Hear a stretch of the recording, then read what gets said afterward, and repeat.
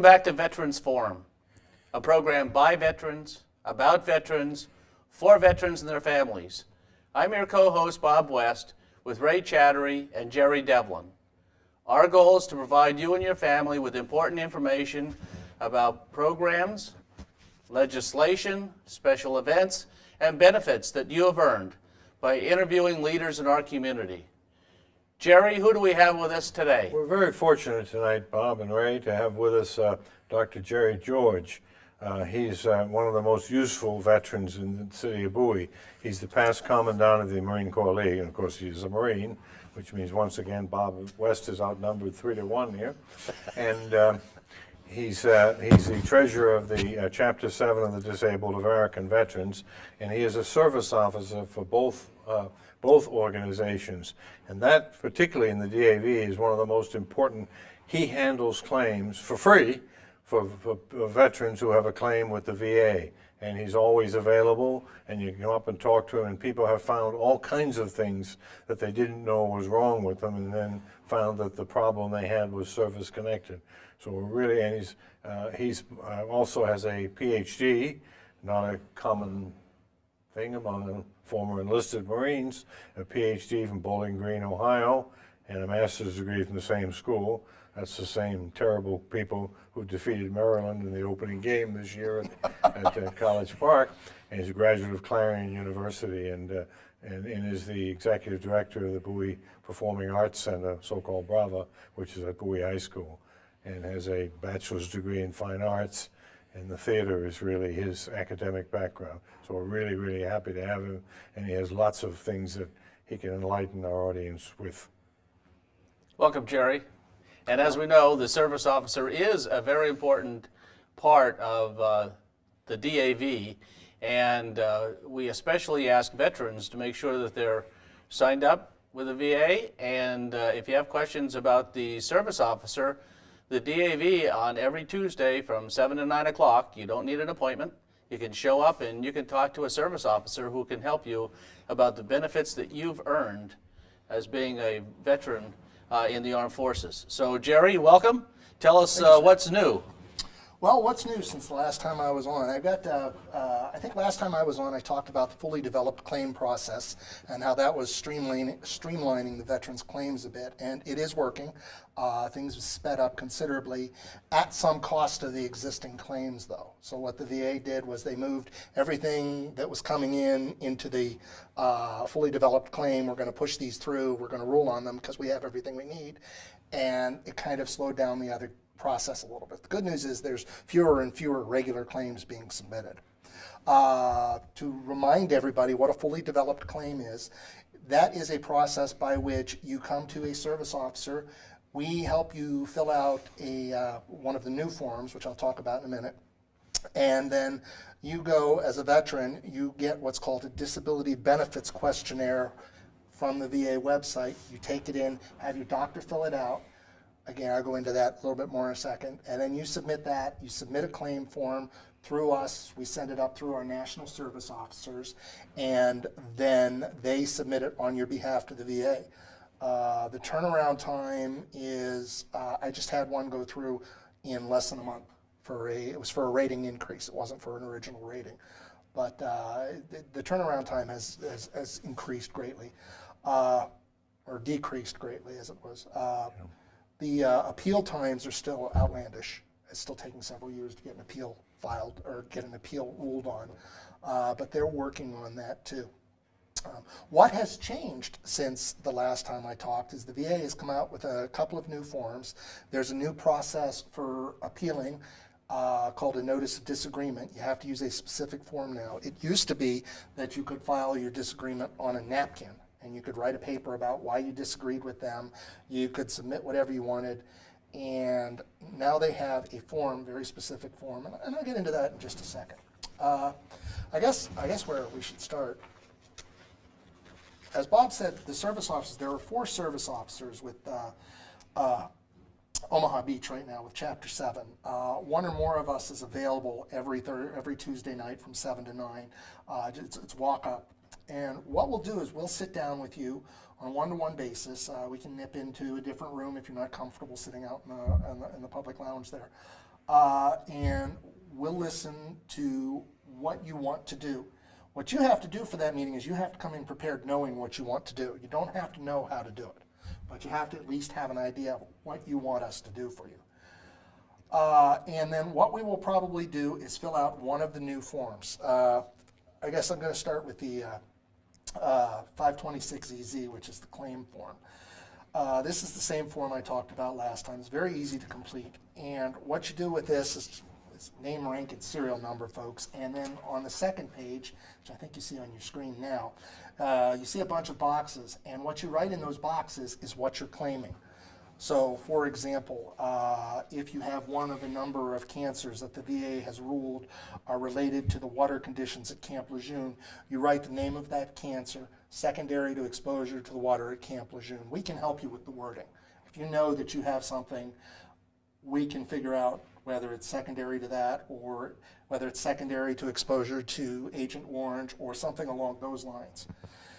That's the hard part of the form right there, folks. They want you to send them banking information so they can deposit checks. It's not a scam or anything. And once we submit this with a DBQ, they can rule on it right away. Well, right away, reasonably quickly these days. There's a new form, which is very useful for the service officers. It's a 21-0966, and that is a notice of intent to file. This form is very simple. It's one page. It's your name, rank, serial number, and just a notice in boilerplate to the VA that you intend to file a claim of some sort within the next year. What this does is it gives you a year to put your stuff together, a year to get the paperwork together, but it reserves the date that the VA gets this form. Again, we can help you fill this out. It's very simple. One word about forms. You can submit these online through the VA website. If you're signed up for the VA website, you can submit them very easily online. We don't recommend you do that because what we like to do is the service officers like to see them first, and then we send them up through the National Service Office in Baltimore. And that lets them take a look and make sure that nobody has missed anything. You get another set of eyes, and more importantly, another set of knowledgeable eyes on the form. And so if you do that, we get to look at it, and then they can submit it on your behalf.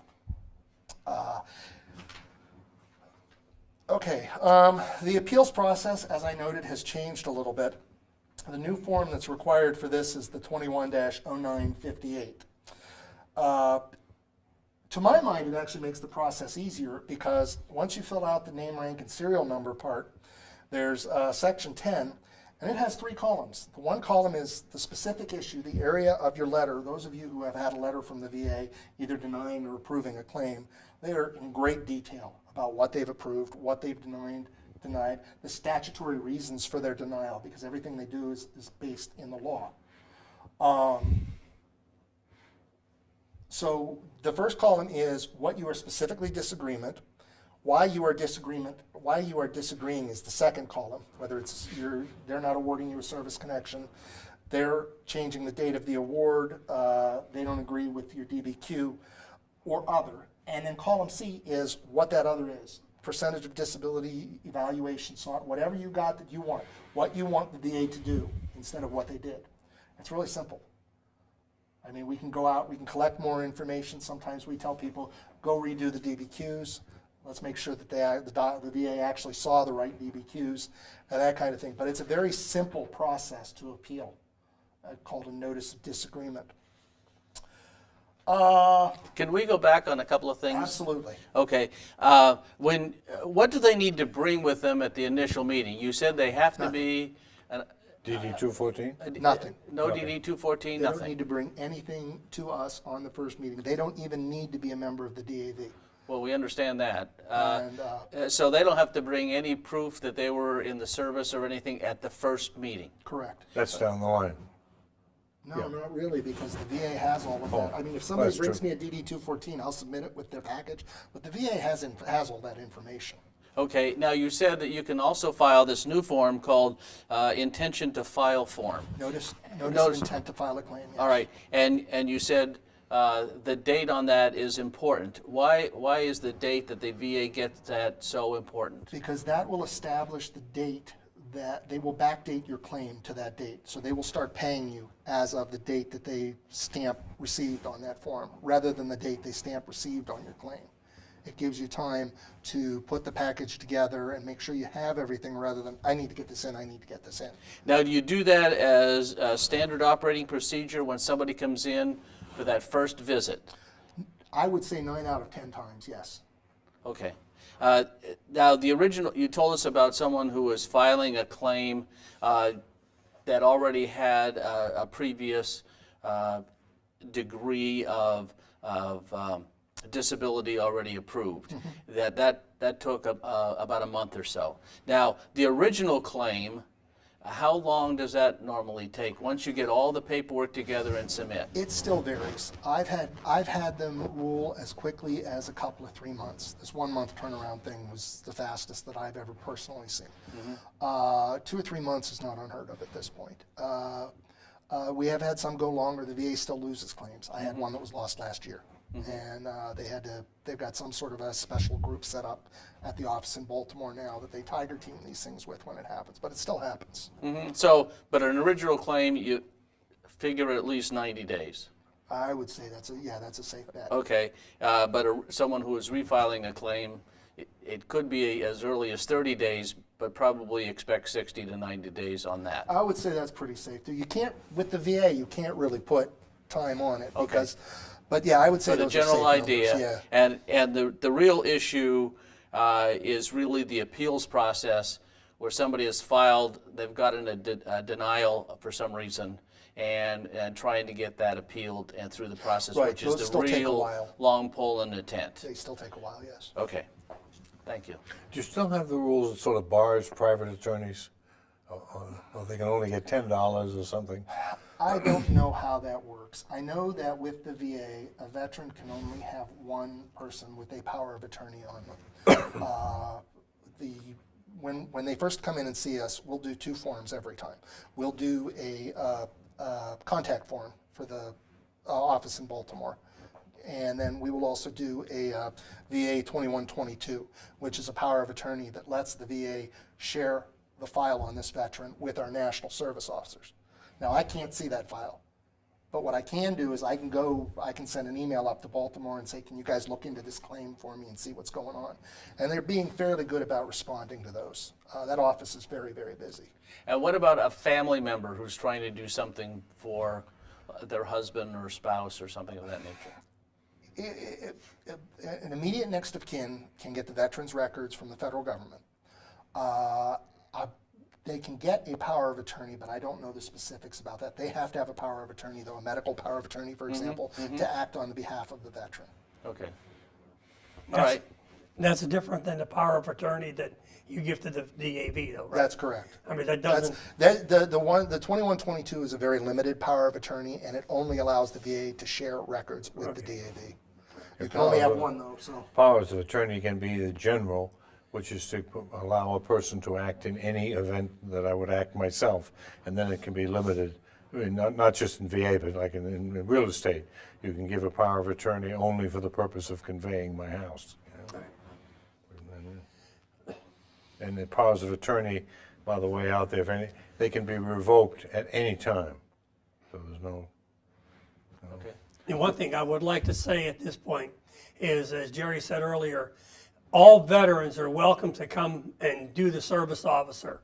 But if you're eligible to get a claim, that means you were disabled and you're eligible to be a member of the DAV.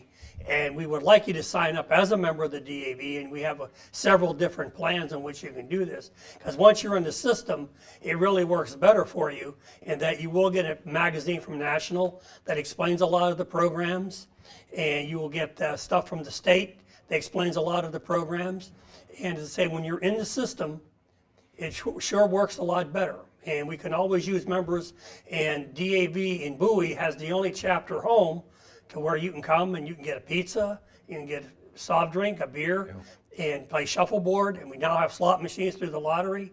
And as I say, it's a really nice family-oriented organization that you will really enjoy in addition to getting service through the service officer. And we have a bar, and we do have, as Ray said, we do have the slot machines, but we're very, very strict, and nobody is allowed ever to come in and do anything wrong then they don't come back. They're barred for That's a right. period of time, or in some cases forever. So if anybody socially, if you'd like to come to the DAV, you can count on never being insulted or made unwelcome. And of course, with all of us who serve in the service, both men and women, there's a special bond we have. So if you haven't joined the DAV and the other organizations, I suggest you do. And the DAV membership is not nearly as restrictive as it sounds. When I was younger, I thought you had to have perhaps one arm or one leg or so forth. And basically the DAV, if you've required medical attention, you're allowed to join the DAV, and it's not required that you file a claim to be a member. And so a great many people are hesitant to join because they figure they weren't combat injured. And you don't need to be combat or injured, you know. Well, one of the things that interests me at the last show, Jerry, when you were here with Judge Nichols. Nichols, was how he was talking about people who have served in the military. He said, sometimes we ask, are you a veteran? And they would say, no, I'm not a veteran.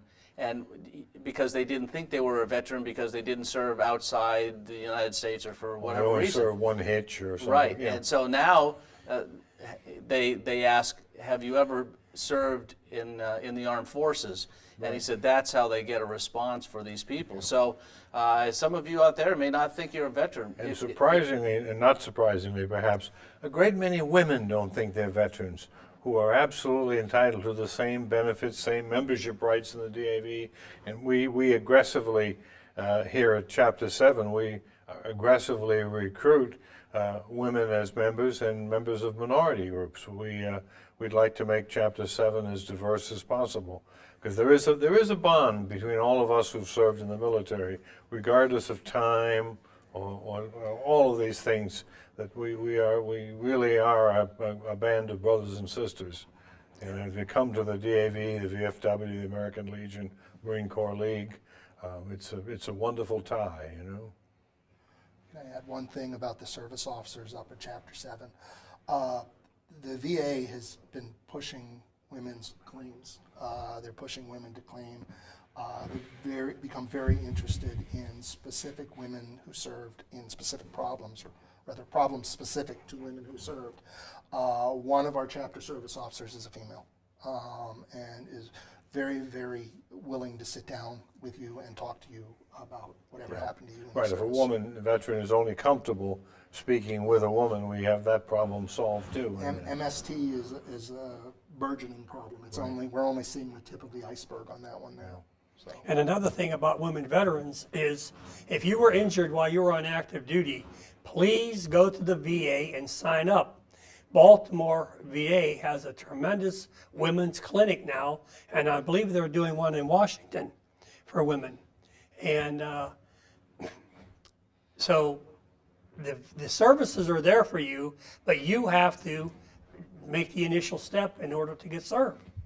And also, we have our Charlotte Hall Veterans Home for those elderly veterans, especially the women who served in Vietnam, some in Korea, and even some of the World War II veterans.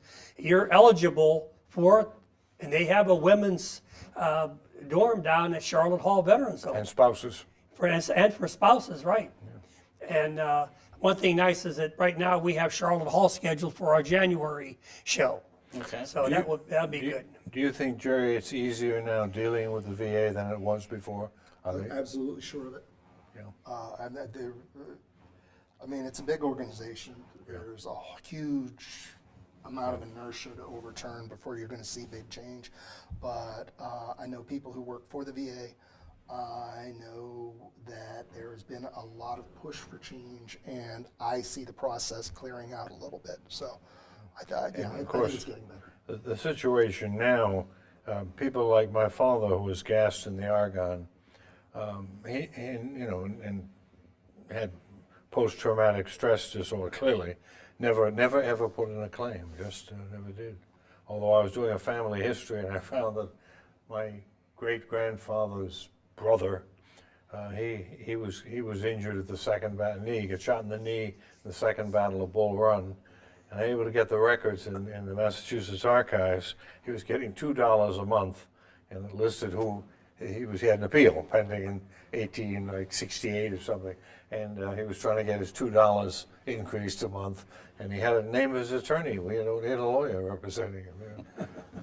So is there something else, Jerry? We kind of stopped around appeals. Yeah, no, the only thing else I can tell you is we have information up on the website for Omaha Beach, which is dav7bowieMaryland.org, BowieMD.org. Don't spell out the state. And there's a service officer section there that's like the rest of the website under development. And you know, if you have questions or anything, feel free to call any of us. Again, contact information is on the website. And I guess the other thing that I really would like to say to people is, if you don't have copies of your service records and your service medical records, get them, because it makes filing a claim easier. If we can see something, if you go through your medical records and you see something happened while you were in service that's affecting you now, that creates the connection. All you need is a doctor to say, yep, they're together. There is a 100% chance that is related to your service. And then you're allowed to file your DD-214 and a will, which you should have a will too, but with the Register of Wills in Annapolis. So if your house is a fire, then very often people don't tell their families enough about this. And everything as a veteran, like the veterans' homes and the veterans' cemeteries, it's built around your Form DD-214. So you should give that to your personal representative on your will. You know, spread that profusely around the family, because and again, every veteran, regardless of service, is entitled to burial at one of the Maryland's veteran cemeteries, and we have probably the best veteran cemetery system of any state in the United States. But you should have your DD-214 so that the undertaker can have it with him, and then you know, I always say it's a two-step process. We have a really excellent veterans home at Charlotte Hall, and then we have veteran cemetery. So I'm still waiting for, hopefully, step one will be a while, and step two will be a lot further. But they are beautiful, and you get a plot ahead of time. You can apply to the State Department of Veterans Affairs, and you and your spouse are entitled to a plot. And this is a you know, time of death, this is a very, very valuable asset. Well, and the other thing too is with Charlotte Hall, there is a movement now to open a second home, because that has been consistently over 90% filled. And I understand it's up by Baltimore someplace. Haven't they made the decision? Is it Fort Yes, Howard? it's up near Owings Mills, Rosewood. Rosewood. It's called Rosewood. We just found this out at the last Joint Veterans. Right. Fred Schimber, who's the chairman of the Maryland Veterans Commission, reported on that. And that there's a process they have to go through with the design money and then the construction money. But doing that, they already have the land, which is really good. That's going to speed up the process. It was a former Catholic cemetery, and then it was used for a good long time. The federal government used it for the Job Corps. It's really a very nice part of Baltimore County. That Charlotte Hall, for a long time, it was filling up very slowly, and then suddenly there are 1,100 World War II veterans die every day. And so that it's now almost 95% capacity. And Charlotte Hall, the problem was it was really too remote. It was a private school, but it's in St. Mary's County, and it's what, 35 miles away probably, Yeah. and worse for people from Baltimore. There's no one west of Baltimore or west of Hagerstown at Charlotte Hall. Hagerstown is probably the nearest, and there are very few. Most of it's Prince George's County, Anne Arundel County, some Baltimore. Veterans in Western Maryland get their veterans treatment at Martinsburg in West Virginia. West Virginia, right. It's, we're a very small state, but we stretch out. You know, for example, Oakland is the county seat of Garrett County, and it's closer to Canada than it is to Ocean City. So we've had that problem of providing veteran services for a veterans population that is all over the place. You know. One thing I would like to say is the DAV here in Bowie on 8205 Laurel Bowie Road, we're open 7 days a week from noon until normally 11, 12 o'clock at night. And all you have to do is come on in and show that you're a veteran, and you can come in as a guest, see the facilities, and and I'm there several times, and or any of mostly one of our officers there almost all the time. Or you can just let us know and give the bartender your name and phone number. We'll give you a call, follow up, and say there again Tuesday evening, 7 to 9. Jerry's there with his service officer crew. So like I said, we encourage the veterans, male and female, to please come on out and visit us, because it's a really nice place. Now we also have the American Legion on Old Laura Bowie Road, and there again, all veterans that served since the first Gulf War, 1990, are eligible for the American Legion. That hasn't stopped. And then the AMVETS is another group that any veteran at any time can join. So there's a lot of veterans organizations that you belong to. Of course, some are restricted, like the Purple Heart. You have to have a Purple Heart. Catholic War veterans, you have to be in the Catholic faith. But the other organizations, they take all services, and male and female. And in fact, the DAV, if you served in the Australian Army or service or British, Any allied country. During World War II, Korea, or Vietnam, you're eligible for the DAV here in. So as I say, we've had, and we've You had to fight on our side. yeah, of course you had to fire. But what I'm saying, we've had several British soldiers join our DAV here in Bowie. And that's the same reason that I'm a National Vice President of USA Detachment of the British Royal Marines, and they have pretty much the same rule. And that's a wonderful, wonderful organization of great people. And usually I go over and march with them in London in the parade, you know. This is our first show for 2016, and hopefully if you still can't find the DAV, by the end of the year, hopefully Jerry George is going to be working with our legislature, and we're going to have an electronic sign out in front. So if you even go by in the neighborhood, It'll be hard to miss. It'll be very difficult to miss the DAV. That's for sure. And look out for the van, which we hope the DAV van is going to be present sometime in the fall of 2016 to also help facilitate with your claims. Well, it's kind of hard to believe, but we want to thank Jerry George for being here as our guest and telling us about the benefits available to you and your family from the service officers. They're available on Tuesday evening, 7 to 9. You don't need a reservation. Just ring the buzzer and somebody will let you in and talk to one of the service officers and get your the benefits that you're entitled to. But it's up to you. You have to take action. So please stop by the DAV or the American Legion. You can see the phone numbers are coming up on the screen. And we welcome you, especially women veterans. We'd like to get more involved in all of our service organizations. So we want to thank you once again. Happy New Year for Veterans Forum.